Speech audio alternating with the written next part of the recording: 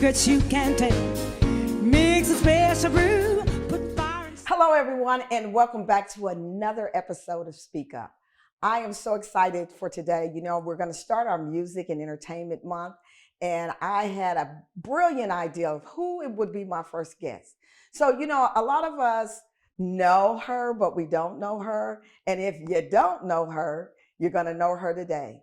So let me take the time, because I don't want to spend a lot of time in introductions and all that. I want to tell you about a lady that comes in her own right. She has her own legacy, and she has been around for a long time doing the hard work.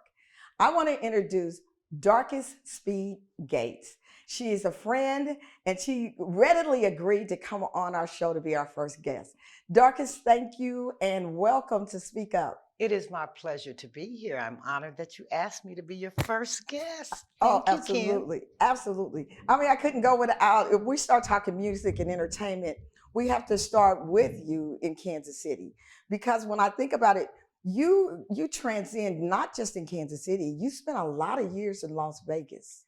I spent over 30 years in Las Vegas working the Las Vegas Strip, and I did some gigs off the Strip, but the majority of the years were spent on the Strip. And at that time, the Strip might have been a 5-mile radius and maybe not that much. So the majority of the time was every casino, and I worked every major casino on the Strip. So while we have the Ushers and the Beyoncés and the Celines and the Mariah Careys vying for these opportunities to have these contracts, you've been there, done that. Yes, I had. And the ironic thing about it is now they have what they call a residency in Las Vegas. Well, when I was there, it was called Star Power. And they did the same thing. You would have your major name artists. They would come in and they'd stay 2 or 3 weeks at a casino at a time. And then they'd step away and then they'd come back. But it was just Star Power. Now it is a residency, but it's the same old thing. Yeah. So I'm going to back, and we're going to come back to the music industry, because I think another place that people really don't know, that a few of us are lucky enough to know, is who Darcus the woman is. Who is Darcus? Where is Darcus from? Darcus, did you just pop out of the ground? Did you get dropped out of the sky?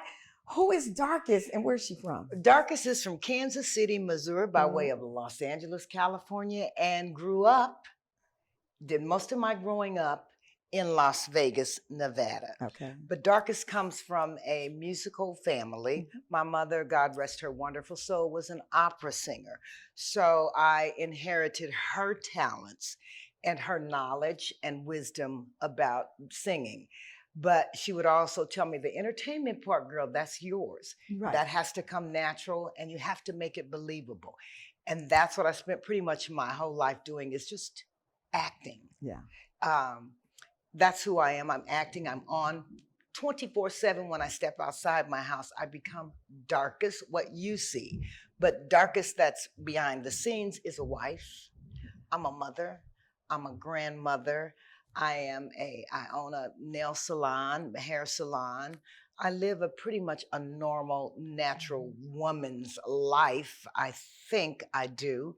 But I try to make each and every day count for something. I try to learn something every single day of my life, because my journey is an experience of learning. And I don't want to get out of here without knowing it all. I know, that's right. Look, so much of the time I think about how I started following you. You used to tell these stories about Uncle Gibby. Yes. And I have that book. It is like hilarious. You have and I'm going to say a gift. You have a gift of bringing to life your life so that we can see it. And I always wanted to ask this question. Is Uncle Gibby a real person?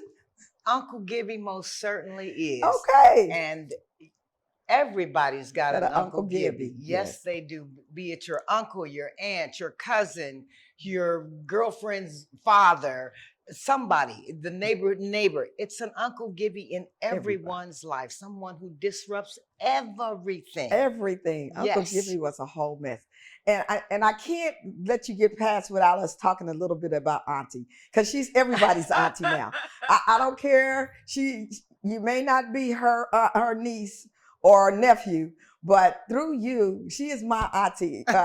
If you notice when you posted happy birthday, I posted happy birthday, Auntie. Yes, you did. Yes, you Because did. she became everybody's, and we all have an auntie too. Yes. You know, your auntie reminds me of my mother. You are more than an entertainer. You're a caregiver as well, Yes, I am. because everything that you do, it exuberates care with your friends, your family, even with me. Oh, So thank you.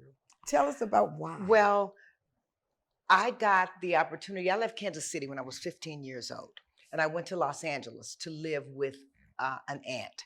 My aunt was my grandfather's sister, and she and my mother were close in age as children. So my mother was my grandmother's only child. My aunt was her mother and father's baby girl, so they developed this bond. My aunt had lost her husband.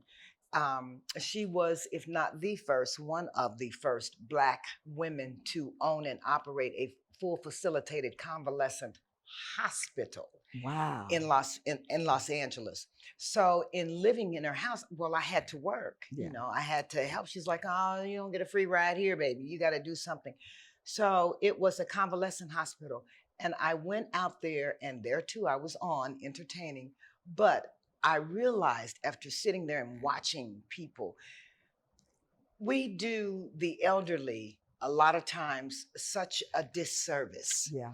We take them, we drop them off, and we expect Someone the else. people that run the facility to be their caregivers. Yes, but they also need family love. Love. They need to know that they are needed. They Yeah. are not children anymore. Yeah. They are still adults. Yeah. And that's where we make mistakes like, oh, okay, my aunt is 92 years old. I would never, ever just dismiss anything she says, even though sometimes it's a little scrambled. Mhm. But, I would never dismiss that. I would never make her feel less than, Yeah. because she's a grown woman that has lived a life, a full life. Yeah. And she just needed to be loved. Love. She was my aunt my whole life, so why would I stop taking care Yeah. of her? Yeah. And that's where a lot of people fall short. Wow. So, I'm gonna pivot back into the entertainment world. So you were talking about being a wife, a mother, a grandmother, a business owner, you're an entrepreneur. So in the entertainment side, that side where you become Darcus, I absolutely love Darcus After Dark. Darkest After Dark is it's that space that you can go to on Friday night and remember how it was. It's intimate. It is, and let me back up. A part of your caregiving Yes. is you open opportunities for new and young and up and coming artists. Kim, I go back to when I first went to Las Vegas.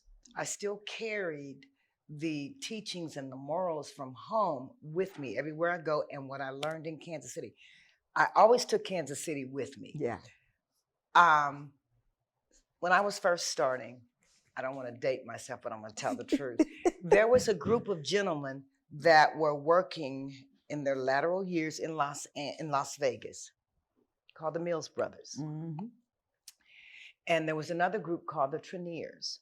And I would go and I would watch them because, like I said, we all come from somebody. So you sit back and you watch and you see what makes them successful. Yeah.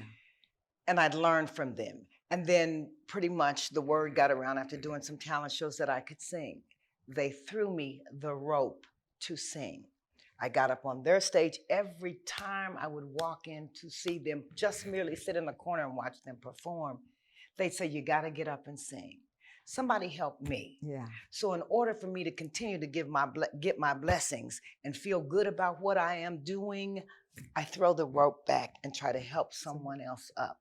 And here in Kansas City, They have what they call open mics. Well, we had that in Las Vegas, but it Yeah. was called like a talent night. Mhm. And after watching it for a few months, I realized it made the hotels a lot of money on a dark night. Yes, yes, yes. And it pretty much essentially does the same thing here. But everyone in the room is an entertainer. Yeah. You never get the opportunity to be who you are really on the stage because you're sitting in the back room and you're watching and you say, oh my God, she sang my song. Yeah. Now I got to think of another song to sing. Yeah. Oh, am I going to be good enough? Is this going to work? Wow, that's another girl that sings. So they need a space to develop who they are. On their And I own. remember those feelings. And what I decided to do was, as you know, I'm a part of the Gates barbecue family. We're going to get there. Go ahead. Yeah. Yes. And so we have a restaurant at 1221 Brooklyn, and it was a bar on the other side. Yeah. But it had a little area, just small and quaint. Yeah. And my vision, I could see that this would be a platform, Yeah. a small platform, but Yeah. still an intimate platform to try out your material, to learn who you are, Yeah. to come into your own. Yeah. And that's what I try to do on Friday nights, is go out and find some of the best talent that Kansas City has, and they have some exceptional talent. Oh, they do. They Yes, do. we They do. absolutely do. And let me say this. Yes, Darcus Speed Gates, who is a part of the Gates family. Again, we are going to talk a little bit about her life as a Gates, but I really want to focus on Darcus, because Darcus is amazing before the Gates on her own. I think so. Absolutely. Absolutely. And I do want to throw out here also the Darkest After Dark. It may be in the space, the venue is small and quaint and it gets packed. You go live. Yes, I do. So you reach a broad audience. And I've been on when I couldn't get down there, because I'm busy. Yes, you And are. so when I can't get down there, I usually will just flip on Darkest After Dark. And if I'm working, and I realize that you have people across the country watching Darkest After Dark. Oh, I've gotten calls from some friends of mine and said, well, who is that girl or who is that guy you had this week? Would you kind of ask them if they send me some information or some material or something? Because I'd love to have them come to Las Vegas. I'm like, great. Now, mind you, my husband said, why don't you have a booking agency? No, I don't want to do that. Yeah. I don't want to take a penny from anybody that's trying to get into the entertainment industry, because it's not easy. Not at all. So before we start talking about that, no, let's go straight into that, because I think people misconceive through social media the glamour and the cutesy and the the artsy part of entertainment. And even with the social media, this is hard work. It most certainly is. See, in my day, we didn't have social media. Yeah. It was strictly word of mouth.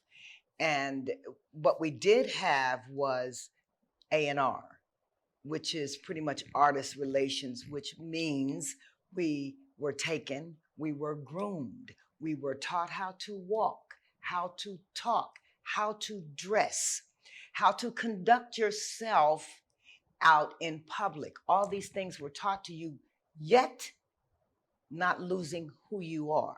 Well, they don't have that anymore. And they That's fair. They don't have that anymore. That's fair. So it's just a matter of, okay, I'm a singer, I'm a musician, I can just get up and play whatever I want to play, look any kind of way, because I'm just that good. No, it's a lot more to it than that. Yes. We just don't have that anymore. You're absolutely right. And you can see that in today. So you have met and been in the company and sang with some very well-known artists around the world. Yes, I have. So tell us about some of them. Okay. I know some of them, so I'm really excited. Yeah. Well, an honor was to open for the late Frank Sinatra, of course. Yeah. That was wonderful. But one of my favorites Had to have been to be the opening act for Whoopi Goldberg the first time she worked in Las Vegas. She worked for the Golden Nugget, which at that time Steve Wynn owned. And I was lucky enough through my management to get the opportunity to become her opening act. She would come in and she was very quiet. And she'd be in the green room and I'd come in and I'd just kind of go, how you doing? She'd be, oh, I'm fine, da, da, da. And after the second night, I was on stage and I was singing and I'd finished my song and I was about to walk off and there was someone on the side and he said, no, Whoopi says, do another one, do another one. I was like, I wanted to just scream and go, really, really? But, you know, she and I developed a friendship. And from that, in which if she came to town, she would find me. Yeah. Yeah. Yeah. Well, you know, and that's another thing. You've developed friendships. Yes. Because I've been privy to artists who have come to town and found you. Even have come down to Darcus After Dark. And done a couple of numbers just because they were there. And then there's been some that have come and just was there because they wanted to be in your presence. Well, I developed a lot of friendships. I had a wonderful manager by the name of Butch Lewis, and rest his wonderful soul. And he had the gift to gab, and he had this magnetism about him, and he would draw just celebrities and people from all walks of life to him. And by me being under that umbrella, it was myself. He was actually a boxing promoter. And he had Michael Spinks, the heavyweight champion of the world. Yes. Butch Lewis was a well-known agent. Yes. With his no shirt wearing self, bow tie, no shirt. Yes. But he would make sure that he would say, I'm going to put you in the room. I said, okay. And I guess not only was it, and not everyone knew I was a singer either. Right. It was just a matter of there two on, Darcus being on, but I developed a lot of friendships because people don't realize they're people too. Yes, yes. Outside of that stardom, they're just people and they get in there, they find people equally yoked, sort of, and you in your niche and you know that, okay, there's not going to be any crazy pictures taken of me. There's no paparazzi. Nobody's going to say I did something wild. And they just relax. Right. And we just had, oh my gosh, some of the friends that I have, we still converse. Yeah. And it's just a beautiful thing. Yeah. Yeah. So I know here in Kansas City, you and Lonnie McFadden are really good friends too. Yes, we are. You perform at the Reno sometime. And it is truly a blessing when you know that there is, and I'm not trying to downplay anyone, but that real understanding of the entertainment world, because that world can be very dark. It can be very overpowering, and it has taken many out because they could not handle either the pressure or the notoriety, or just even maybe not getting what they wanted. It works. It's a double-edged sword. Okay, when you get in this business, you become owned by the people. Sometimes we forget that the people own us, because in the beginning nobody knows who we are, right? And we're vying for that attention and that notoriety and that being that celebrity. But once you get there, maintaining it is difficult, and you forget these people put you there. Yes, it is sometimes an imposition when they come up and say, can I have an autograph in the middle of your meal? Yeah. Never, ever, ever, ever be rude to them. What you say is, I would love to just give me a moment with my family. And I've watched, I'm going to tell you my favorite person that's really, his heart is just so big, and he's very kind about saying that. It's Denzel Washington. He would say, I'd say, D, you know, can we take a picture? And he'd say, not right now, Darcus. He said, because if I take a picture with you, I got to take a picture with everyone in the room, and I really don't want to hurt anyone's feelings. Right. And I've been where people have come over and say, can I take a picture? He says, sure, but give me a little time with my family or with my friends, and I'll take a picture with you. Yeah. Coming down off of that stardom, that pedestal, is difficult. Yeah.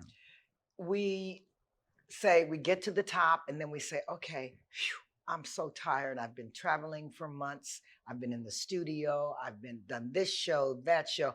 I'm going to take a break. You better rethink that. Don't take a long break, because out of sight, out of mind. Okay. You get so relaxed, you get comfortable in your nice cushiony house and whatever, and you don't have to deal with anybody bothering you or no paparazzi. But then you say, I'm gonna make another album. Well, it better be better than the last one, because around the corner, there's somebody that's equally as good, if not better, and maybe a little bit younger. Then you start fighting to try to get on top again. And it's kind of a difficult climb, but it's par for the course, because what goes up must come down. Yeah. And you have to mentally prepare yourself for that. Yeah. It's not going to be, you're not going to be on top top forever, all the time. It's forever. just, you're just not. So yeah, that brings me to that up and down. You're not going to be on top all the time. No, you're not. So also in the entertainment world, you start aging out. Yes, you do. You start aging And out. especially women. Yes. Especially Yeah. women. When I got married, I always knew that I would have to eventually move from Las Vegas, because I met my wonderful husband in Las Vegas, to Kansas City, because his business is here. Right.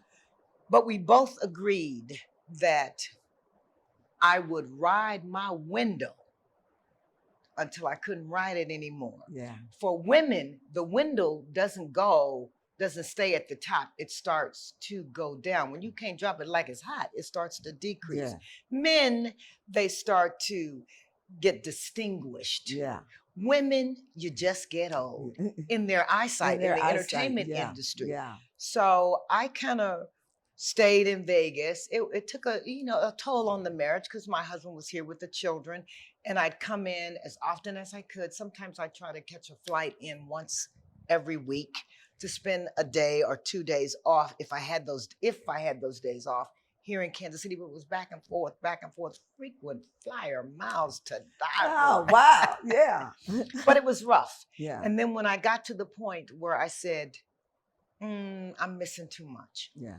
I left at a good point Yeah. Good. where I can probably go back, maybe not where I was at once upon a time, Yeah. because things change. Yeah.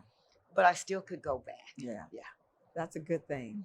So you have another book in your lap. Yes, and, I do. And I want to hold that, Uncle Gibby first. Okay. Yeah, I'm gonna hold that one, because we're gonna. So so we didn't talk about Darcus, the author.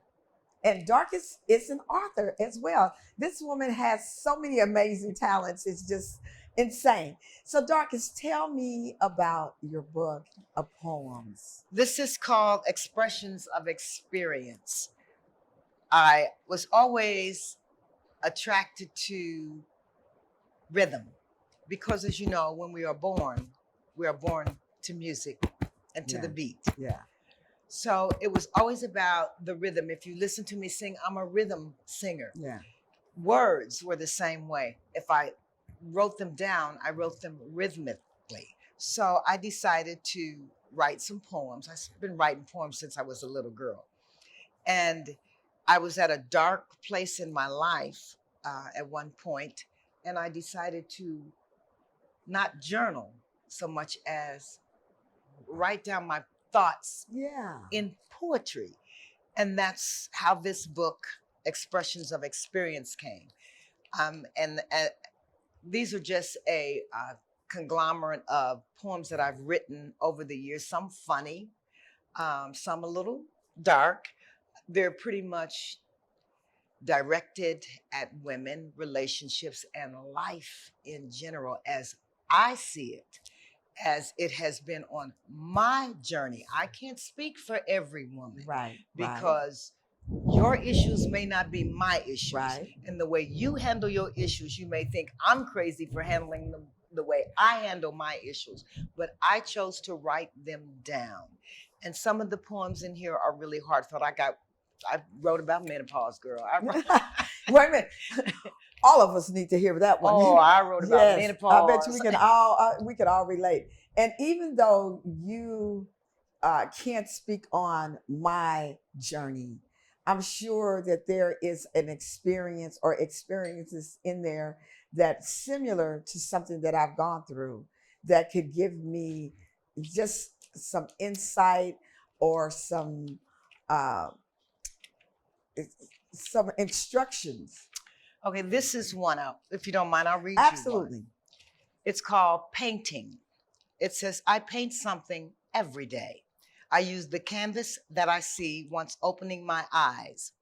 It is not the dreams I have seen from last night's sleep, but the journey of the day. The faint colors of red which cloud my thoughts, the deep, rich blues I use to color my pain. I paint something every day. I paint my face the colors of a whore, bright orange, pink, and eyes of green. I paint away the fears I am afraid to see. I color my heart with shades of yellow, for it is warm, soothing, cool, calm, and safe. I wash my past with the colors of black, hiding the numerous things I'm not proud of. Cream I paint with strength as a sign of things to come: children, marriage, a house on a hill. I paint something every day: light strokes, hard strokes, connecting my brush with the canvas I see each day. Wow, wow, wow. So let me ask this question. Can we go to Amazon and get that book? No, Oh. this is it's personal. Yes.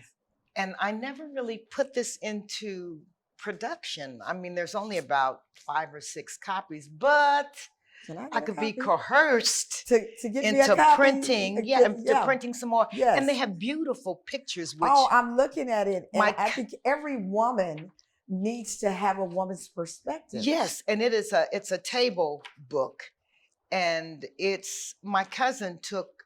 She takes all these beautiful photos Oh, of wow. me, Yeah. and this is me cleansing in the bathtub, and that's Yeah. But she took every poem that I wrote, because I would send them to her and I'd say, what do you think of this poem? And she just kept accumulating. And then she sent me this book. Wow. Man, and beautiful. I cried and I Yeah. cried. I was like, I can't believe you did that. She said, because you don't know how good you are. You don't know how your words touch and may affect others. Right. I'm like, no, because sometimes as artists, we don't like to watch ourselves on television. We don't like to hear ourselves. We don't like to see the work we've done. And it's because we're our worst critics. Right. And I'm sort of coming out of that a little bit, because at this age, I'm saying what I got to lose. Yeah. So yes, I will make sure you get a copy. Thank you so much. Okay, so we're getting ready to wind down. We're getting kind of close to winding down, and I want to give us some time. Now, is Uncle Gibby's book still? Yes, it is. You can get it on Amazon. Please, I got mine like really, really early on when it first came out, but I used to follow all her posts. And Uncle Gibby, when she stopped posting Uncle Gibby stories, I was like, what am I think I was just like, what am I supposed to do? Where's Uncle Gibby? And then you brought Auntie on. Yes. I want to say that you are an amazing woman and you're an amazing friend, and I appreciate you every day. Darcus is the kind of person that I really, really like. I don't have to talk to Darcus every day. I don't have to talk to Darcus every week. I can call Darcus 3 months later and we talk like we just talked yesterday. But Darcus, the woman, I hope you got a chance to see who she was in her own right. We didn't get a chance to talk so much about her Gates side, but she is married to George Gates, who is the son of Ollie Gates, who the Gates have been around since I was a kid, and they've been a legacy in this community. They do a lot for the community. And I never downplay the fact that they love Kansas City, and they've been great Kansas Cityans. So we want to thank them as well for being who they are and for having the good sense to bring in such a phenomenal person to fit in. We want to take this time to say thank you for coming on. My pleasure. And I want to thank Televida. Televida is my favorite place to be. I'm here with Televida as often as I can be because they give us the platform to bring Speak Up. And without them, I wouldn't be able to have the voice and you wouldn't be able to hear my voice. Anytime, any place, give me a call if you want to speak up. Be ready for this month because we will bring on more artists and we'll talk about more music. Thanks again. Have a great day. Be a blessing to someone. Thank you.